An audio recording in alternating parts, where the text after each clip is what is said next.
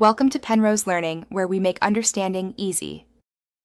In this video, I will show you how to make delicious pizza sauce for canning, an easy guide to preserving homemade goodness. We'll start by selecting the best ingredients, then move on to cooking the sauce to perfection. Finally, I'll walk you through the simple steps of water bath canning, ensuring your sauce is safe and ready to enjoy for many months. It's a rewarding process.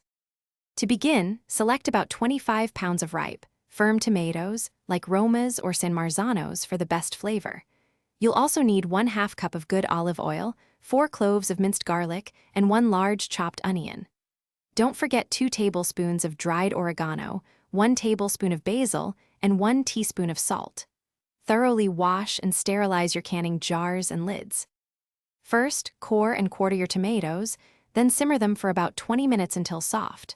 Next, pass them through a food mill to remove all skins and seeds, creating a smooth puree. In a large pot, sauté your chopped onion and minced garlic in olive oil until fragrant.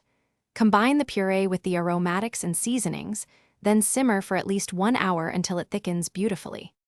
Now, carefully ladle the hot pizza sauce into your sterilized jars, ensuring you leave 1/2 inch of headspace. Wipe the jar rims clean, center the lids, and apply the bands finger-tight. Process the jars in a boiling water canner for 40 minutes if using pint jars. After processing, carefully remove them and let them cool undisturbed for 24 hours to ensure a proper seal. Thanks for watching. If this was helpful, leave a like and consider subscribing. See you next time.